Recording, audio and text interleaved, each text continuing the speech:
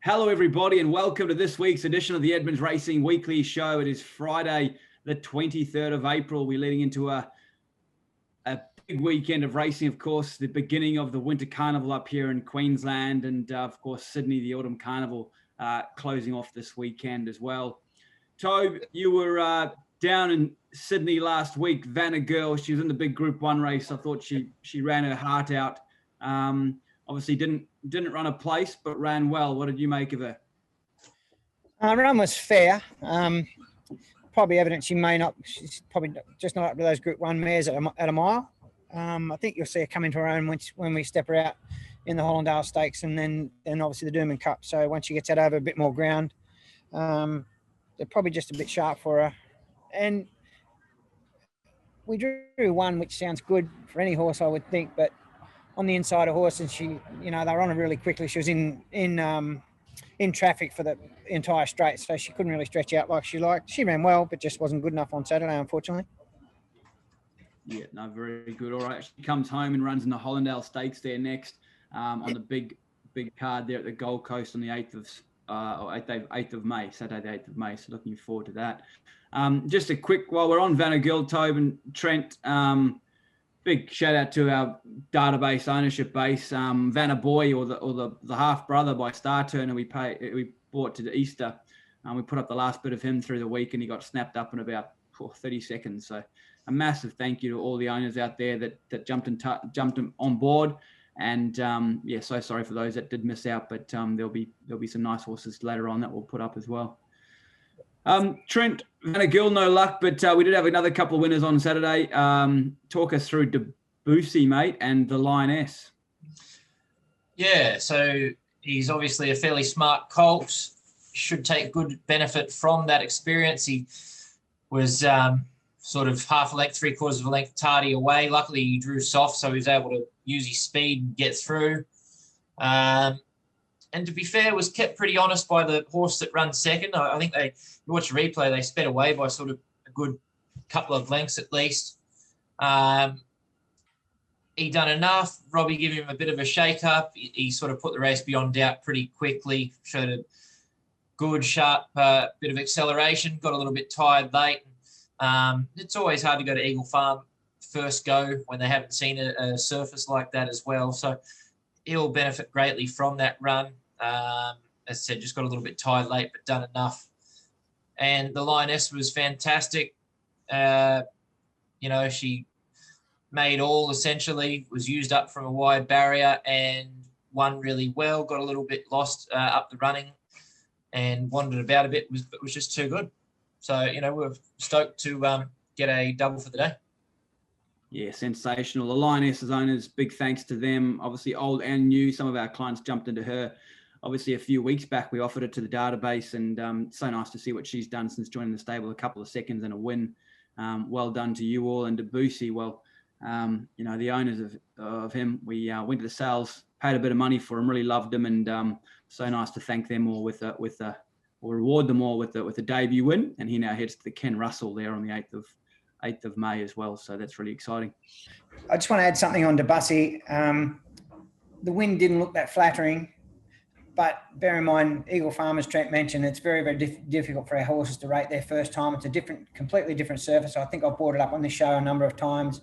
It's a couch grass where it's like galloping on carpet. He'll improve when he gets to the Gold Coast and back onto a Kikuyu type track, I suppose. That's what I'm trying to say.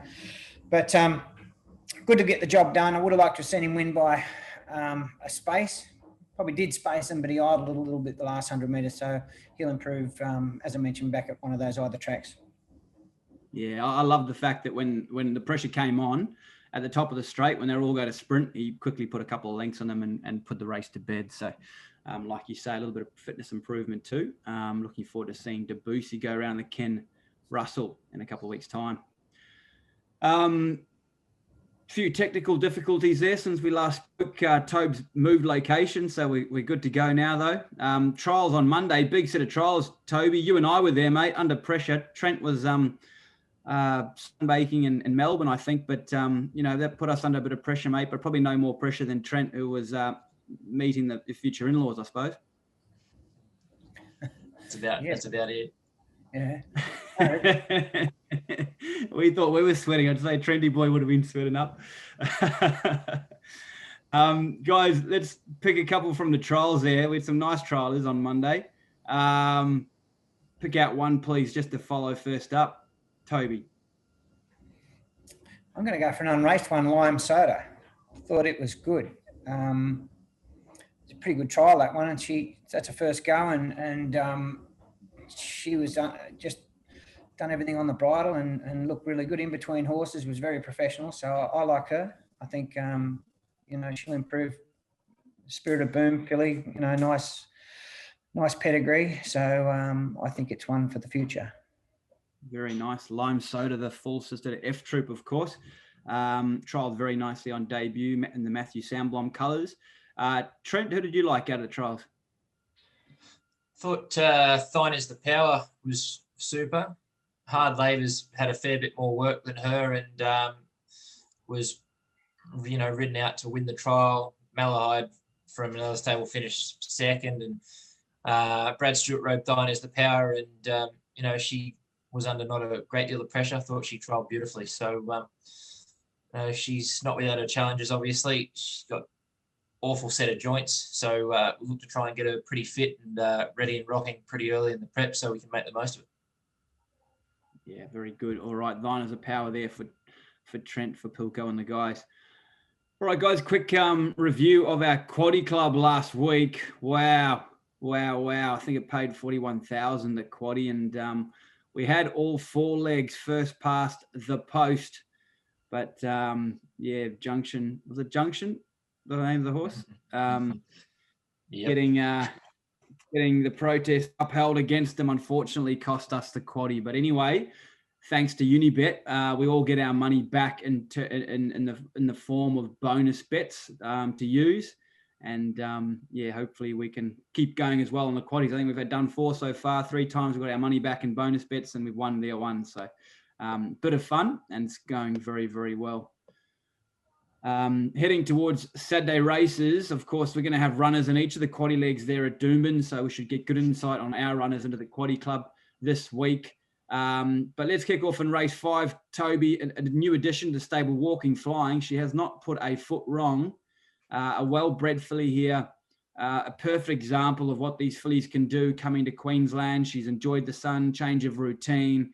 She's in flying form, and she runs in a black type race here, drawn for barrier 3, a $3.50 favourite. A black type race that'll add a lot of value to her broodmare and residual value going forward.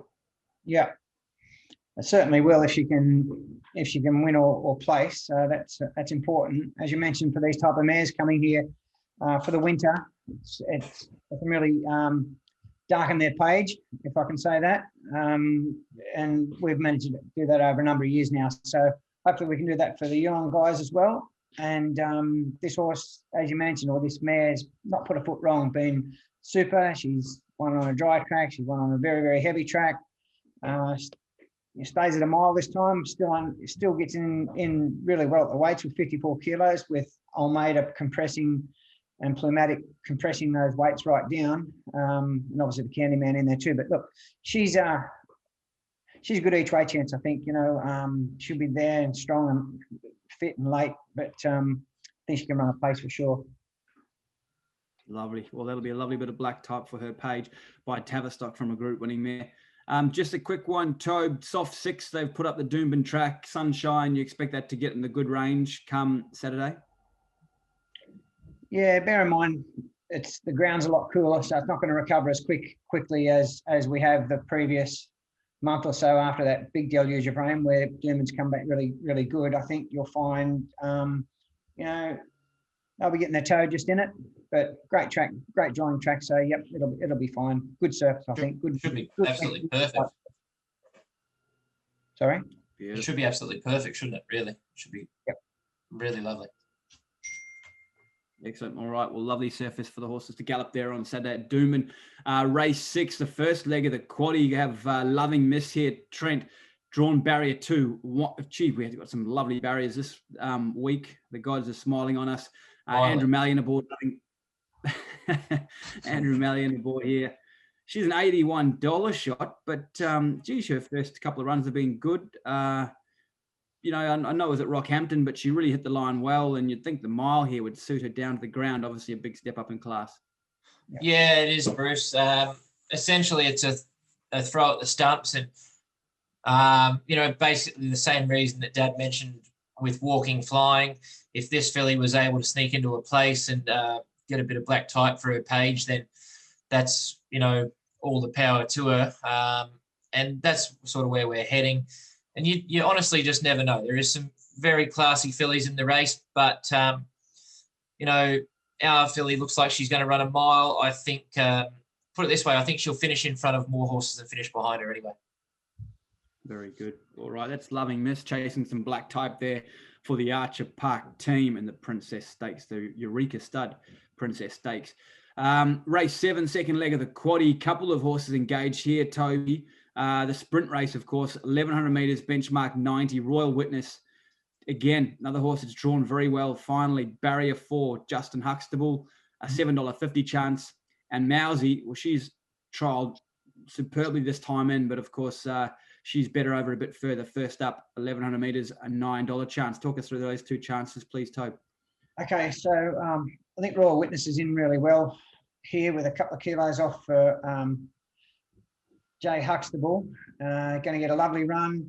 Never knows how to run a bad race, this horse. He was in a very, very fast run race the other day with Kelly Sweater's horse and another one charging out in front, and they never got much of a chance to travel, but he kept coming to the line. And he's done particularly well in between runs. I thought his work was pretty good the other morning, so I expect him to be in the finish. Mayosi in the same race, always, you know, gets back into races but charges home. Loves soft going, doesn't mind Doomben either. So she's heading towards the silk stocking. So you'd really like to see her run well in this race. And if she gets a clear cracker in the straight somewhere, she's going to be in the finish as well. So both those horses are good each way chances. Royal Witness is a distance where he loves, or, you know, he can perform well at. Mayosi in a distance a tad short for her, but will be running on. So both those horses are good each way chances. All right, we'll have an eye glued to each of them. Royal Witness, no doubt, rolling up on the speed, and Mousy will be getting back and flashing home. Good luck to the Tricolours team with Royal Witness and the Yulong team with Mousy. Mousy jockey runner in the Group 1, I think, haven't they? Sorry, is that again? Tricolours have also got a runner in the Group 1, I think Trent mentioned this morning. The Champagne. Yeah, Gin Martini. So good luck to them there. Yeah, good luck with the Gin Martini, absolutely. And the Yulong colours, well, they've been absolutely flying on the back of Hungry Heart. So hopefully Mousy can follow in that good form. Yeah. Well, it's what it's all about, these stakes racing in carnival time. The owners of Cherry, they're there in a stakes race, the Mick Dittman Plate Race 8. Again, step up in class here, Trent, but he's drawn beautifully. Bailey Nothdurft in flying form, and he's just a consistent galloper, this guy. He doesn't know when to lay down. $31 chance. He's probably a sneaky each way chance, isn't he? Yeah, I would assume so, Bruce. Set weights probably doesn't play into his favour. However, he's finally drawn a soft barrier on a Saturday, which has not been common whatsoever. I can't remember the last time on a Saturday that he's drawn, you know, particularly well. So, you know, he's high speed if you want to use him. Might roll to the front or be prominent. And, you know, I think he's in a good spot sort of to race really well. I think he's a good each way chance, to be fair. Worked Tuesday morning, actually worked with Usmanov out wide on the course proper, which was quite soft and worked super. So really pleased with him in between runs. He ripped a shoe off the other day and endured a pretty ordinary run in transit and was still tough enough to keep coming to the line. So the run was probably a bit better than it looked. Perito, she's kicking off. She's got an abundance of early speed if you want to use her, but I would suggest we're probably midfield with her and then letting her hit the line, whatever she does tomorrow. I think there's definite improvement to come as we step her out over further. Yeah, absolutely. All right. Well, good luck to the owner of the Cherry, of course. Perito, black type placed last preparation. This filly of by better than ready for the Yarramalong team. So, yeah, good luck to to both ownership groups there. Nice to have horses engaged in stakes races, carnival time. Lucky last race, Tobe, race 9 is the Sky Racing Benchmark 85 over 1350. She's a boss, perfect conditions for her. She runs well at Doomben. She loves the 1350. She's drawn beautifully. She carries the Archer Park colours, and you'd think the $12 should be pretty good each way value. Yeah, huge odds for a mare like her. She's in well at the weight still. And whilst she has good form at Eagle Farm, we felt that she was just starting to feel that track over there. When we got her, and most of her form suggests she liked wet tracks, but then all of a sudden we took her to Eagle Farm a couple of times. She won easily, and you're thinking, well, hold on a minute, she just likes Eagle Farm. But I think now she's had a few runs on that track that she's just starting to feel it. So anyway, over at Doomben, she's going to get that nice jar out of the track, drawn perfectly in 5, loves racing outside horses, so she's going to position herself somewhere, midfield. Hopefully it can be midfield and get into clear ground in the straight, and she'll run nicely. She's continues to work good, and although it's a big field, very competitive field at $12 or $13, whatever she is, she's a great each way chance, I think. Yeah, just got so far back last time from that sort of barrier 5. Benny should have a little bit closer, and she'll be Johnny on the spot at the top of the straight. And we all know she's got a ripping sprint on her when she wants to let down. So, like you say, she's probably going to do that tomorrow on a really lovely deck there at Doomben. All right, well, good luck to the Archer Park team there. That's our Saturday runners for you. Plenty of action there at Doomben. Exciting first day of the carnival. Sunday, we have 3 runners engaged. Kicking off at Bow Desert, I think, Trent, Albert's in charge. Will he go around barrier 8 of 8? Yeah, I think so. Bow Desert, cutest maiden, good prize money. Bow Desert should lend itself well to him and his pattern. He led up at Rockhampton there, but just used too much petrol, and he come off a pretty sort of ordinary prep leading into the race, unfortunately, with all the wet weather and whatnot. So it's been much more calculated this time round. I would expect him to make his presence felt. Yeah, very nice. I thought he showed really good speed there at Rockhampton. He'll do a bit the same there at Bow Desert. Maybe learned a little bit from his last run and should be really hard to run down. So good luck. The Archer Park colours up again. Albert's in charge. Hopefully a big weekend coming up for them. They've also got a couple of runners engaged at the Sunny Coast. Toby, Coat of Arms, again, rough barrier. Barrier 14, Robbie Frad up. It's a benchmark 65 over 1,000 metres here. I suppose from the barrier, there's an opportunity he might go back and hit the line, or would you run him from that gate? Possibly not. I think we'll save him for the week after, so we won't concentrate too much on him. It just looks messy, and he doesn't need any. This guy needs a bit of confidence, so I think we'll wait for him.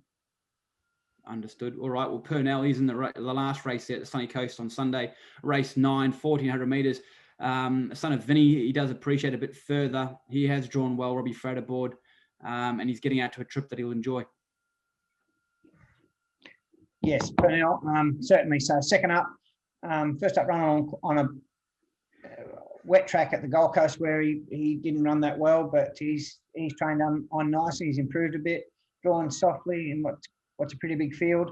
He can do it, but I'd like to see him do it, to be truthful. I think he's been quite disappointing since he won his maiden pretty easily, and he's been disappointing ever since. So one for me to look at and get a bit of confidence and give him a bit of confidence as well. Understood. And how does he work at home? Is he a sharp worker at home, Toby? Did he show a bit? Sharp enough. His pedigree suggests he's going to get out to 1.25 miles. So, we'll probably push him out further after this run too. But he works well enough to be winning, a race like this. But once again, we've got to see him do it and him want to do it, I think. Understood. Very good. All right. He's another in the Archer Park colours. So good luck to the owners of Purnell there at the Sunshine Coast on Sunday. Team, best bets for the weekend, if you don't mind, please. We'll kick off with you, Trent. I'm going a bit of value. Cherry each way. Oh, the 31s, if you don't mind. Race 8, Doomben. Cherry, 31s currently on the tote. Lovely each way odds. Toe, what do you like? all each way odds. So we can't be that confident. I'm going to go Mayosi.